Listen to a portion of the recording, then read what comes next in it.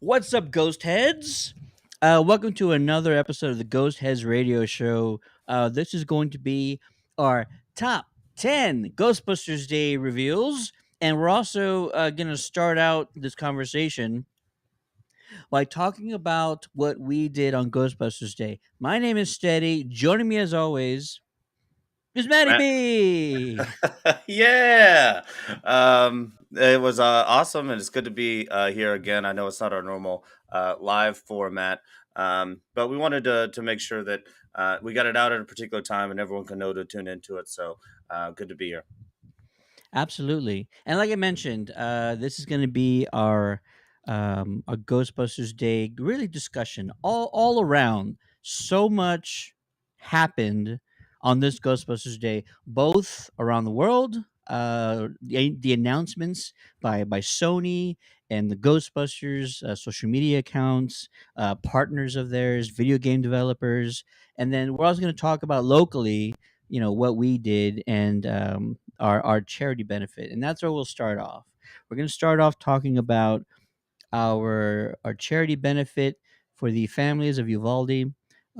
We actually went to the Kung Fu Saloon in San Antonio, Texas, and they have the only that I know of Ghostbusters Speakeasy. We've shown it to you guys before. There's plenty of photos that we've shown both on our social media account as well as a Ghostbusters San Antonio social media account.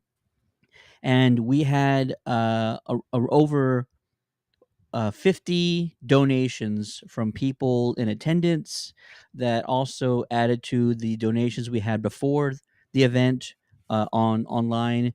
And then the bar itself donated 15% of all the sales yesterday during our Ghostbusters Day Uvalde benefit. And this is going all to the families of Uvalde. It's for the memorial fund that was set up by the school district of Uvalde, and it was a tremendous event. Matt, what was your favorite part, sir? My favorite part was definitely the support of the Kung Fu Saloon. They went all out, and we do a lot of events. Sometimes we do a lot of events for charity too, Yeah, but it's not so often that the businesses or organizations that we're involved with spend so much of their own money to make sure that it's a good event. And Kung Fu definitely invested in the event. The T-shirts we got.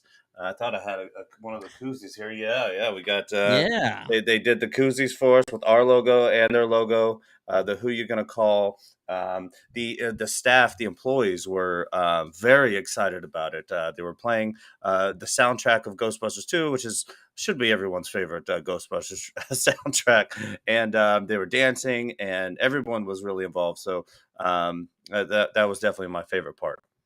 absolutely. And I appreciated every single person that made a donation. We had two. We had a one grand prize, and we had a sort of a runner-up prize. But our grand prize was a basket filled with Ghostbusters merch, T-shirts, hats, mugs, tumblers, shot glasses, and then we also included an autographed poster, both in our grand prize and our runner-up, that was signed by Ernie Hudson, Winston Zeddemore himself, Ernie, who's the best guy in the world.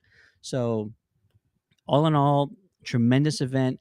Will not be our last time going to the Kung Fu Saloon, especially seeing that Ghostbusters speakeasy. And I love just all the fans that came out, all the GB fans that wore merch, or all the folks that put on flight suits. I mean, there's way more folks that wear flight suits and that are in our group. So they all showed up, and there's even a couple of people that didn't get to make it, and they wish they could have. There's one guy online that said he wished he had the time to gear up and go. So there's even more folks. It will not be our last time doing an event there. If you didn't get a chance to hang out with us, be sure to either check out Kung Fu Saloon in your own time or keep watching for our next announcement, which should be the next few months. Definitely going to do something in the next few months, and you can join us then. And that Ghostbuster cocktail menu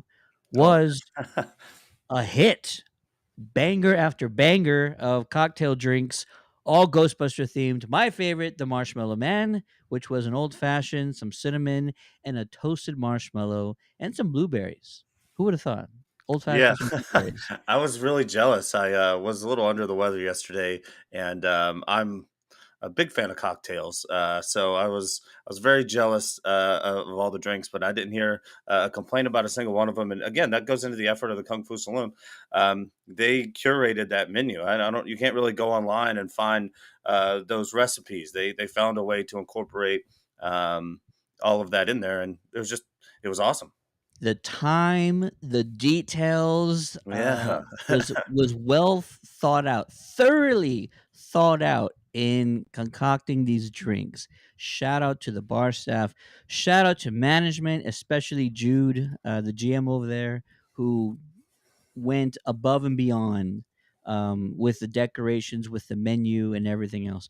We had a great time. Will not be our last time at Kung Fu Saloon. Awesome. Let's see here. Okay, let's get into the main topic of today. hmm Ghostbusters Day was yesterday. You're aware. We are aware as well. And they saved the best reveals for the end of the day. So we're gonna get into that right now. This is gonna be our top 10 Ghostbusters Day reveals. We're gonna start with number 10. Matt, what's number 10? I would say that it would probably be for me, and this may not be for everybody because I didn't back the pack because I was already invested in mine back there. But it looks like you passed on your cough to me there, Ted. What's going on? I have no idea. Um, It's contagious. so I would say it's the updates to the Hasbro pack, and I'm only saying that getting updates is nice, but I didn't see anything in there that was particularly crazy, except for um, the fact that the wand actually will link to the pack, which was something that when the crowdfunding had happened, they said that it would not that would not happen. You would not be able to control the pack with the wand. And they figured out a way to do that. So for anyone who has the Spangler wand and wants to use it with the pack, it will be probably, other than some of the 3D printed Ghostbuster groups, it has to be the most accurate Afterlife pack. So if I had backed it, that would be really exciting. And we saw that they're going to have some new metal pieces. They're going to have a real clipper valve on there. And then we already kind of knew about the switches, but I guess they're going to be metal now too. I had assumed that they were going to be metal anyway.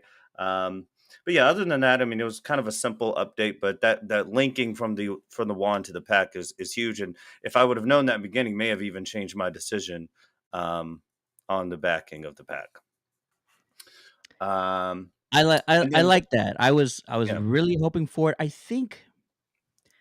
I don't know. I kind of thought there was something they did announce, and there was going to be some sort of connection, and that they were either working on it or something along those lines. I think in one video they said there was potential for it, and so I'm glad to hear they incorporated that. I do have a pack that's on order, so anything they do from here on out, I am eternally grateful.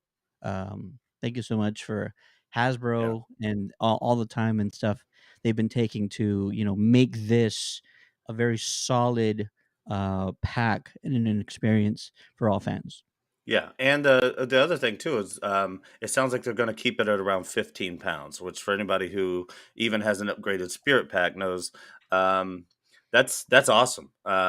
It'll add a little bit of weight if you decide to add on the frame, obviously, but the Alice Sure. frames are not too expensive. So I mean, No. you're still looking at under 20 pounds for a full size proton pack that was backed for $399. You include the wand, you're still under $500, and that is a steal. I can't wait to see kind of how their electronics work on the next update, and that sort of thing. But I don't know what else really that they could do to it. I mean, it's already pretty cool as it is. If maybe they could add in a volume, maybe they could make the crank knob function, something like that. But other than that, I mean, it looks solid and gorgeous. And that's not the only news we got from Hasbro. I'm going to share this just so people can see All right. because this is really cool as well. Um, it looks like they're going to do a limited edition Ivan Reitman Ghostbuster figure. in memory of Ivan and everything that he did. This is going to be a very limited run, and it's going to be a raffle or an auction for charity. And it's a particular foundation that Ivan was a big fan of. I think it may be the Children's Hospital or something. It doesn't say it in this article, but I remember them saying something along those lines. It's gonna all the proceeds are gonna go. And if you notice on this little special edition here, I know it may be hard to see, but that says one of two. So I Hope there's think that more than these. 2. I'm hoping that there's going to be more than two, but if they're not, then you could assume that the price tag on these is going to be pretty high. Mm.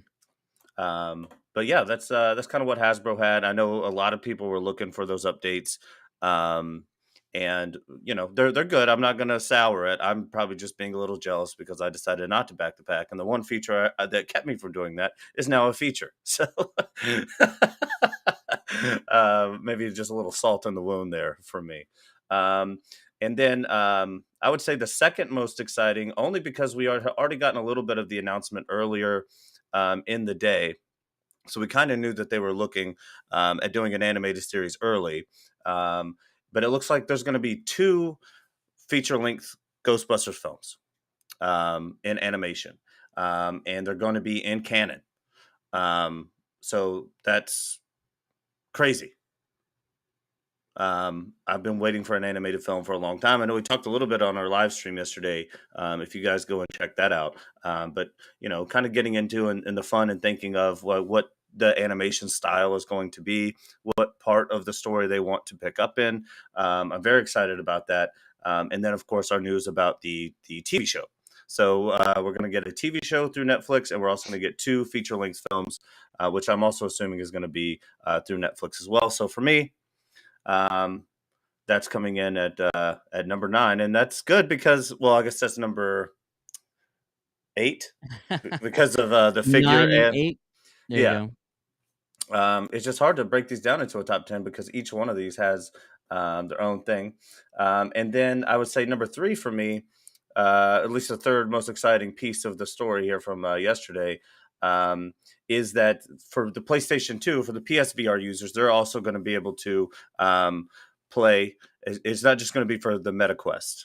And I believe is that the Spirits Unleashed game, or what was the name of the game that was coming to MetaQuest? There's let's go with that. Yeah. Well, I I mean, know it's just Ghostbusters VR, I think is what it is, no? yeah, Ghostbusters VR. And I didn't notice this in the very beginning when we heard about Ghostbusters VR. I knew it was just going to be for the MetaQuest, but it's taking the series out of New York and swapping it with San Francisco. I did hear that. I thought yeah, I forgot I might have mentioned that, I'm not sure if I did, but yeah, they're doing like a sister location, if you will. Um, yeah. Yeah. So that's cool. That's cool for those folks. So you won't just be limited to the meta. I know you, again, don't have a problem with that, Ted, because you Mm-mm. already have a meta. But I know there's a lot of people who invested in that, the PSVR. And so having them evolve too, and hopefully some cross platforming will make it easier for some folks to do that 4-player franchise. Um, across the world. So the more people that we add into that game, the more franchises are built, the more friends are made across the world, and the more people can enjoy the product. So I thought that was pretty big. But also a part of this is one of my most exciting things. And you had actually talked about this a little bit on the stream. I wasn't on yesterday. And I kind of alluded to something like that as well with I Hope It's a Ride. And it looks like we got both of those. So this will be in 400 locations around the world. And so this will be in malls, that sort of thing, I'm sure, tourist attractions. Um, but the upstairs looks like it's Ghostbusters training. You can see them up there shooting proton blast. It looks like new technology too. It looks more like a pistol. But you can bust ghosts with your friends up there. You kind of have to work up through the levels. And then on the bottom portion is this bad boy where you can control the Ecto. You can drive the Ecto through different maps, and it has a hood-mounted proton blaster, but it's also a flying Ecto 1, a prototype, if you will. So we'll assume the ride is going to be a little bit rough. Add into that 4D feature, that 4D ride. And this is something I've been kind of wanting for a long time at amusement parks, but being able to just go to your local mall and hop in there will be cool. The only thing I'm concerned about this, we didn't get any news as far as this goes, but how much it's going to cost. Uh, It's not. I don't think it's gonna break the bank. Hollowgate, I think is the company, yeah. right? That's running Hmm. this. Okay, do not take what I say as like fact here, but I think Hollowgate is in some of the main event entertainment locations. Do not quote me on that. But main event has a VR situation area established that I think is run by Hollowgate. And so if they potentially are using like already established locations, perhaps it will be in locations such as main event entertainment. I'm not saying that. Or maybe they are just going to do a traveling type situation, which they did do before. So I'm not gonna say I'm psychic, like, Venkman tested, some college students before. However, I did say we should get a traveling VR experience, Hmm. and somewhere later in that conversation, I said it'd be cool. I actually said I would like a reality show where you're training to be a Ghostbuster, having to do challenges and obstacles, much like pro wrestling's Tough Enough put on by WWE years Yeah. ago. So they took my two ideas and they merged them into one VR Academy. You know, so This will I this will be love the awesome. idea. I love the idea. And I agree with you, Ted. It says it'll in more than 400 locations around the world, but that doesn't mean that they're static locations. Um, because these look expensive. And so I could see a situation where it travels around a little bit from city to city. All I know is ever since I moved to Texas, I don't know if this is just a San Antonio thing or a Texas thing, but there are like hundreds of different entertainment style family venues in Texas, whether it's a bowling alley, an arcade, All the static above. static VR things, movie theaters, bar, restaurant. I mean, like Santikos, Evo. I mean, there's all kinds of these. There's no way in the world that we're not going to get this at some point. I don't think. Um, and so I'm very excited about that. I think the last one you said was in Dallas, where they kind of did that travel thing. It was just a little too far to make, you know. Yeah, and it was at a national theater location. I don't remember exactly which one. Might have been Regal. Um, but yeah, so this I think is not going to be insanely expensive. I think it should be around 50 or less. I'd say 25, $50, potentially more. There might be like add-ons or something. They kind of do that from time to time. I Hmm. don't think it's going to be insanely expensive.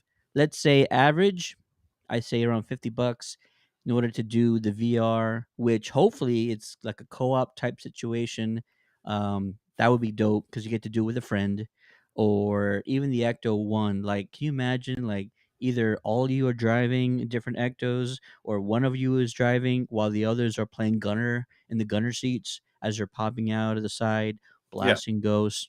This is tremendous. I love that Sony and Ghost Core, they are using their creative they're flexing their creative muscles and they're thinking, what can we possibly do that people will just go nuts for? And somebody raised their hand and said, you know what? Let's do what we did the last time we did a VR situation, but let's like amp it up to 10. And I love this. I can't wait to be a part of it. Hopefully, they'll do like a big grand opening and our entire Ghostbusters team will be there. Yeah, that'd be tremendous. yeah, I'm and down. this is just one step closer um, towards taking advantage of how large this franchise is. And luckily, Jason taking the reins and Dan sort of passing those reins off, giving him that legitimacy. Obviously, he had it. He was in Ghostbusters 2 for a brief. His dad was a director. I mean, he didn't need much, but Dan does is kind of the George Lucas of this whole thing. He came up with all of the terms, all of the Yeah. technology. Spengler, the character, is but Dan Aykroyd came up with most of these ideas. So him passing off the reins to Jason, and Jason doing such a good job handling that horse, is leading us into really taking advantage of the franchise with things like this in 5 to 6 years. And a couple more movies, the way the kids are going to come into the animated series and that sort of thing, extending the fan base, getting eventually a like themed world at an amusement park or at least a ride. I think we would be heading in that direction because the franchise is huge and it has been huge since the 80s. But we just had such a dead period there. That's why yesterday was so exciting, because we're getting everything. Star Wars gets everything. And a lot of franchises, just don't have the fan base to do that. And Ghostbusters is looks like they're gearing up for that sort of thing. And then I think, yeah, then we'll go to this is exciting as well, because what got us to this point was the sequel or Afterlife, and so we've had confirmation of the sequel to Afterlife for a while, but we didn't know what it would be doing. Was the Spengler family going to follow? Was Phoebe going to go to New York City? But there's a lot of questions after the movie. We knew Ernie drove that the Ecto back to the firehouse, but we didn't know how many of the those ancillary characters would actually be coming along to fight there. But with the release of the code name of this movie, Firehouse, they confirmed that we will be back in New York City and that we will be back in the firehouse. And it looks like Ernie Hudson will be leading that, because in his brief moment he had at the panel, he said, "And just in case you're wondering, the suit still fits." So it looks like we're going to be seeing him in action again, possibly training the kids or giving them some information on what they're dealing with in that containment unit, the unit that we saw there at the end of the movie. So I was excited about that. I want them to get back to the nostalgia that I had from the early movies, and being back in the firehouse, I think, is a great way to do it. And then, last but not least, this is my most exciting thing, period. It may not be for everyone. This is my list, remember. But Ghostbusters teaming up with Dark Horse Comics for a run is insane. I've been waiting for a Ghostbusters comic again for a long time. They were very popular even back in the day. Dark Horse Comics is the pinnacle of comic books. I think you would agree, Ted. Um, Absolutely. Yeah, and they also do a lot of good events. They're very present at cons, so it looks like some of the stuff that we'll be getting out of this, there'll be some cool merch that comes along with it as well. But um, a limited series, though, so Yeah, we'll be limited. for now, depending on how successful it is, right? Only things are only so limited for the most part until they have a proof of concept of how much money they make. If it makes a ton of money, I could see them adding on to that as well. But I'm excited to see again what the animation style is going to look like for this. Where we're going to be. Is this going to be canon? Is it going to be a completely new team? And that sort of thing. So the end of next year is pretty close too. So there'll be a time when people are loading up on those Hasbro packs that are coming in next year, and just a few months later, a whole new run of comic books. The series should be coming out around that time as well. 2023 and 2024 looked like to be a good time to be a Ghostbuster fan, and I'm stoked about this announcement and team up, because they could have went with a different comic book series. If Dark Horse is investing, again, it shows the capital that Afterlife has invested back into the brand that it sort of brought back to life. Absolutely. I'm excited as well. One of my favorite comics was their one of my favorite comics was their crossover with the Ninja Turtles. That was pretty dope. I appreciated that one a lot.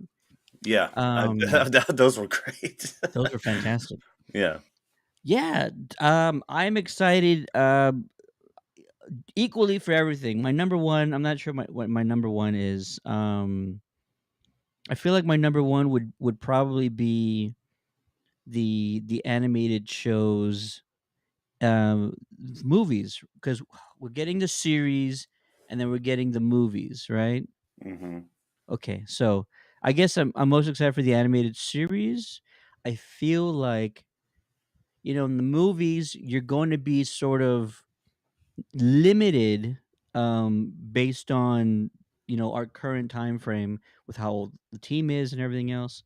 The animated series, you could continue a story of the Ghostbusters original franchise, the original team, and go through more adventures, go through more things. Does it have to be 100% canon? Can you get a little flexible with it? Sure, sure, sure, sure, sure. You don't have to show us the events leading up to, like, the team falling apart or anything like that. Or do they just revamp everything? I don't know. Maybe it's going to be set between 84 and 89. Um, there wasn't a whole lot of activity.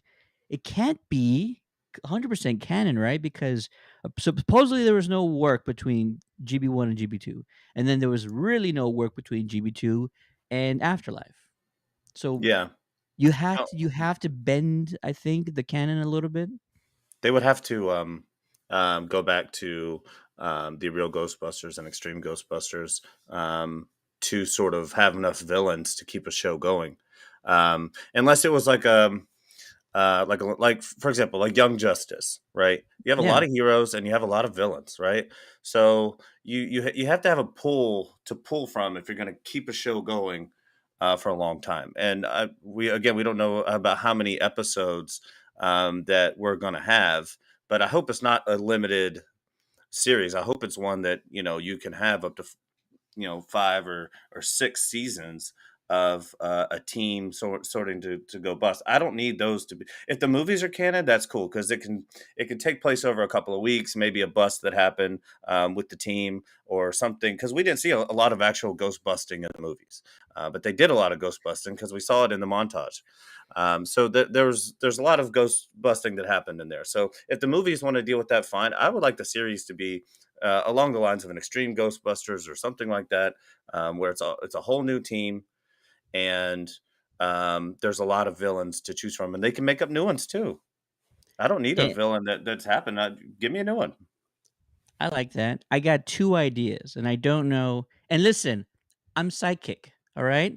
I already Yeah. f I put this into the universe about the VR situation with the Academy. They took my Mhm. ideas and merged them into one. So I'm a psychic. I'm telling you, this is gonna happen. I got 2 ideas. Number 1, probably a movie, the animated movie. Spangler going to, uh, Kansas. He's in Kansas, right? Why do we do the show and these are the details that I always forget.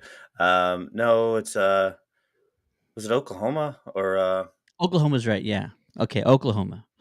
Spangler's, events, Spangler's experience, Spangler putting down roots in Oklahoma. And, it could be some very heavy moments. He's alone for the most part. He's doesn't have the support of the team. Maybe you save this for the film. Spangler, setting up shop on the dirt farm and dealing with, potentially a few of Gozer's minions in the meantime. I mean, what we saw was months or years of Spangler already being established in Oklahoma. What did he do during all that time? I think that would be an interesting thing to tell. Is we kind of just have some very heavy, somewhat sad and tragic feelings about how his story ended, but there could be a lot to tell during that time from when he left New York, taking the Ecto, setting up shop, building gadgets. He probably built a ton more. We didn't see everything.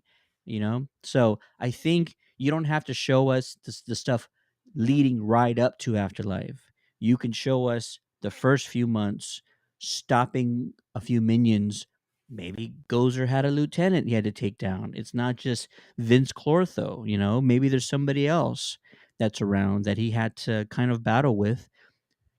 That could be the animated film. And then I Yeah, and like setting up the temple with the stuff, and I mean, also to on that as well. I mean, the first 30 minutes of the movie could just simply comprise of him, and how the Ghostbusters sort of fell out. He's trying to convince them of these things, um, and they're not believing him, and how he got all of that stuff and got it away from them without them knowing about it. Um, and then getting to Somerville, we could see flashbacks while he's in Somerville dealing with this. He fell out from his friends. It's a stressful situation. Nobody believes him. And having flashbacks of maybe how him and um, what was her name? Or whoever the mom is. Callie. Yeah, Callie, but who her mom is. Maybe we get a flashback and figure out what happened there. Why Oh, I got you. Yeah, why, that he's estranged from his family. Maybe we get some while he's tinkering with something or getting frustrated with something, or he sits down on that recliner after a long day, and we get a flashback at least of how that all took place, and maybe kind of fill in that timeline a little bit. All right, and then I want let's say the animated film is Egon setting up shop in Oklahoma. Hear me out, Jason. I love you guys for doing all this, by the way. The mid-credit scene or end credit scene should be the farmhouse before his daughter and grandkids show up, and you see the books stacking, slowly Yeah. stacking on top of each other, and then you kind of like briefly see Egon's spirit, and he just smiles because he knows he's gonna get a he's gonna get a laugh whenever Venkman and Ray see this. So Yeah. yeah, there you go. My second idea was that you actually go back and do the montage, like you said. Go back to GB2, and the animated series could be the original team and doing all the stuff that we didn't see. Um, Perhaps there was a big bad before. Um, what's his face? Vigo the Carpathian. Before they faced Vigo, let's say there might have been a big bad during that time. Show us what the guys are doing. Do an extensive, elaborate episode on the jewelry store and stuff like that. I think that would be fun to do. Go back, show us the original team during the '89 film, and do all that. Yeah, and then I would love to just for them to fill in gaps, but also I wouldn't hate it if they kind of rehashed the original Ghostbusters 3 script in some way. We got some of that in 2009 in the video game, but you can just do so much more with animation cheaper than you can. In sort of the movie way. But maybe the Ghostbusters get sucked into a different dimension where they have to sort of battle ghosts and then battle their way back. I've heard some good theories on if they put them in the future or anything else like that. Because, and again, in a movie, you kind of have to have a big bad, I guess, but the stakes don't always have to be the world. Um, so I think that they could. There's so many different options of stuff that they could do. I just really hope that they take the time to fill in some of the gaps that we have in all the movies. You Yeah, know, so it would be cool. And then there's some Peter and Dana stuff that I'd like to get into. What happened with Oscar? Where's he?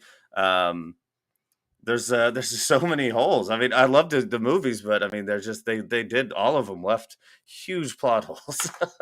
So there's so much stuff for them to fill in. absolutely. Yeah, what an exciting Ghostbusters day. Plenty of new details, and I know we covered the top 10, little shoddy. They were in there. There was 10 items that we got out of that. But yeah, this is a very exciting time. The golden age, I think. We had a silver age of Ghostbusters between 84 and 89. This is a golden age Yeah. of Ghostbuster fandom. And it's been a long time coming, but more and more content's coming out, more and more experiences and whatnot. Still waiting for the Ghostbuster show to return to Universal Studios. Universal, make it happen. And I watched that. I never saw it in and person. and if you need actors for the show, you got two right here. Can you imagine that? Oh my Dude, God, that'd be busing crazy. Yeah. ghosts for your primary job. I would love that stuff. Yeah. Yeah, and with the way technology is, there's so much you could do now that you couldn't do then, and it was a pretty cool show then. Absolutely. We want to hear from you guys. Let us know what your favorite review was from Ghostbusters Day, or how did you celebrate? Show us, or sorry, write us. Drop it in the comments below, or you can always send us a message by clicking the send message button. Or if you want to email us, you can email us on the contact page of our website, my website at www.countdowntothegeekcast.com. Please follow the Ghostbusters of SATX dot at Facebook to get information about more events that we're going to be at, and also visit pmxevents.com to get information about how you can meet and greet potentially Ernie Hudson and Dan Aykroyd at the superhero car show and Comic Con coming to South Texas August 4th through 7th while supplies last. All right. There's a limited number of opportunities, and I want you guys to meet them if you still have the opportunity. So go to pmxevents.com for more information. And then also, real quick, I think I'm going to try to make it up even before that the superhero comic show, because we talked to Eugene yesterday. If you guys just want to come see us or just come hang out, I think I'm going to try to go up and hang out with the Austin crew at the Greater Austin Comic Con, which is going to be between on the 9th and the 10th, from 10 a.m. to 6 p.m. Both days. And those tickets are on sale as well. And it looks like they have a pretty good guest list. I think I'm going to try to make it up there. I don't know if I can get Ted to drag me up there, but it'd be cool to see Billy D. Williams, Kevin Conroy, the voice of Batman, Kevin. in the animated series. So it'd be cool. I'm going to try to make it up to there, even if no one else wants to go with me. Yeah, those are great guys. I will check my schedule and we see if we can make that together. Yeah, definitely. Shout out to those guys, Austin, Ghostbusters, and Eugene, who joined us on our live stream yesterday, as well as Alex, who joined us from south of Houston with his Yellow Rose team. Thanks everybody for watching. Happy Ghostbusters Day. I hope you guys celebrated appropriately. And all as always, be sure to follow us for more information. That way you can find out when our next Ghostbusters event is, and you guys can join us in person and drink some Marshmallow Man cocktails. How about that? Gnarly. Later, later everybody.